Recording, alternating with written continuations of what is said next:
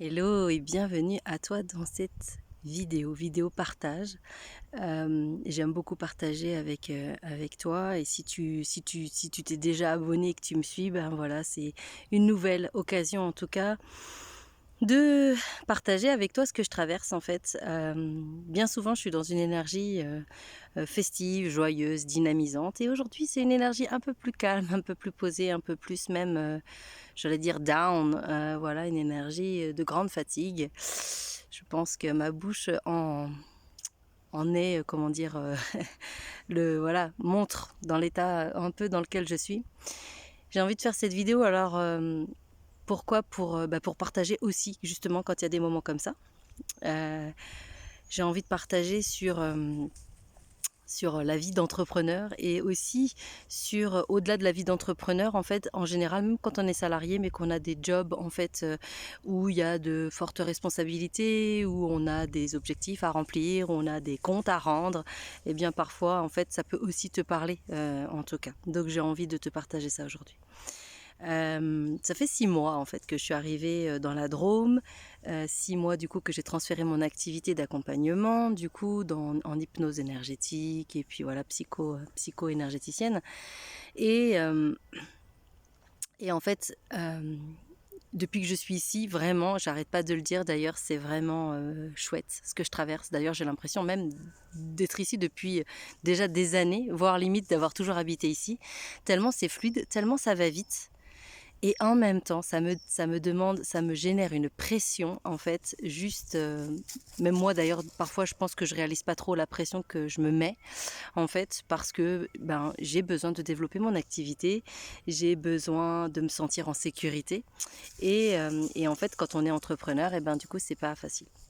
Évidemment, j'ai été soutenue quasiment là pendant presque 2 ans en fait par Pôle emploi et ça s'arrête aussi bientôt.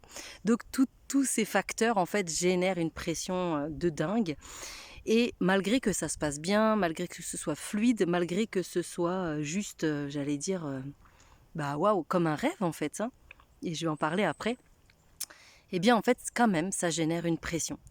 Et cette pression en fait, franchement pour être sincère, j'ai un petit peu de la difficulté à la gérer parce qu'en fait, Hem, bah, parce que je suis une maman solo, évidemment, enfin voilà, je suis pas sans revenu pour l'instant, enfin voilà, tout va bien, mais je veux dire, ça me demande une énergie de dingue en fait, d'endosser toutes les casquettes en fait, de la maman, de l'entrepreneur, voilà, celle qui doit vraiment être là aussi un peu partout. Et puis c'est vrai que, ben, vivre son rêve en fait, comme je vous l'ai expliqué, pour moi vraiment d'emménager ici, c'est vraiment un rêve en fait, un premier rêve que j'ai réalisé. Et ça aussi en fait, ça génère une grande fatigue parce que aller au bout de ses rêves, comme dirait Jean-Jacques Goldman, ben, c'est vraiment chouette, c'est merveilleux, je peux pas vous dire le contraire et vraiment d'ailleurs, je vais bientôt, faire une conférence atelier à ce sujet. Mais pour autant, et ben, en fait, ça demande quand même de mobiliser des ressources qui sont, bah, quand même assez immenses, quoi. Et la femme que je suis, en fait, eh bien, il y a des ressources, voilà, qui sont là, qui sont présentes. Il y a une volonté vraiment et un courage, c'est clair, je peux le dire, avec beaucoup d'humilité, mais il y a vraiment du courage, de la volonté vraiment d'aller au bout et de me dire mais oui, j'y vais en fait. Il n'y a même pas à négocier, même pas, j'allais dire, à remettre en cause ça. Non, parce que de toute façon, quand j'ai décidé quelque chose, en gros, j'y vais.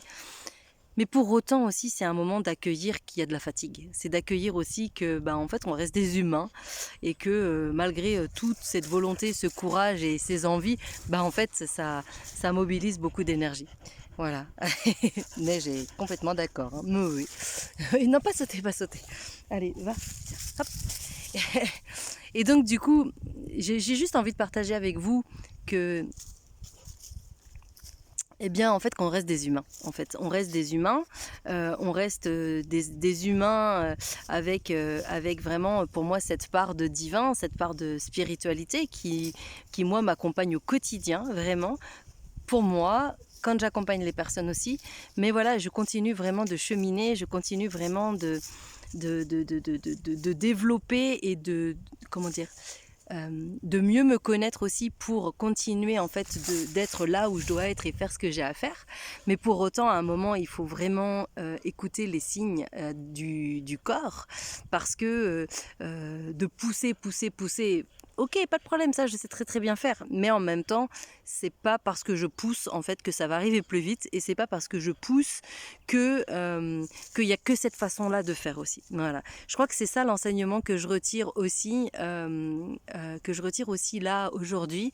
Alors évidemment, il y a plein d'émotions, plein de sentiments partagés, plein de choses à l'intérieur de moi, mais vraiment, je me dis, ok Karine, est-ce que tu es venue ici pour t'épuiser? Est-ce que tu es venue ici pour te mettre dans cet état-là? Non, évidemment que non.